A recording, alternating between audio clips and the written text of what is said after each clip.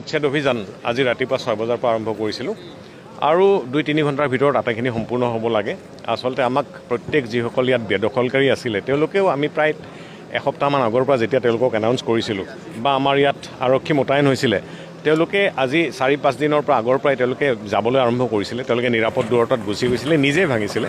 কিছু যিখিনি permanent structure কিছু আছিলে সেইখিনি আমি এতিয়া ভাঙিবলগীয়া হৈছে আৰু তেওঁলোকক মৰাপাট খেতি আছিলে প্ৰধানকৈ তেওঁলোকে আমাক এটা ৰিকুৱেষ্ট কৰিছে যে কেইদিনমান তেওঁলোকে কাটি লৈ গৈ আছে, কেইদিনমান সময় দিব লাগে। তাৰে কাৰণে আমি তেওঁলোকক এসপ্তাহ আমাৰ স্থানীয় আৰক্ষীৰ নিৰীক্ষণত দিনৰ ভাগতে তেওঁলোকে কাটি লৈ যাব পাৰিব। সেইটো আমি এসপ্তাহ তেওঁলোকক সময় দিছোঁ আৰু ষ্ট্ৰাকচাৰ যিমান আছে সেইখিনি আজি আমি সম্পূৰ্ণ কৰিম আৰু এই গোটেইখিনি প্ৰক্ৰিয়া সম্পূৰ্ণ হোৱাৰ লগে লগে ইয়াত টোটেলি প্ৰায় 1000 বিঘা মাটিত আমি ছ'লাৰ পাৱাৰ প্লাণ্ট এটা বহোৱাৰ কাৰণে পৰিকল্পনা হাতত লৈছোঁ আৰু সেইটো যদি হৈ যায় ইয়াত 100 মেগাৱাটৰ এটা 100 মেগাৱাটৰ ছ'লাৰ প্লাণ্ট এটা ইয়াত হ'ব আৰু সেইটোৱে গোটেই আমাৰ জিলাৰ মানে বিদ্যুৎ চাহিদা পূৰণ হ'ব বুলি আমি আশাবাদী।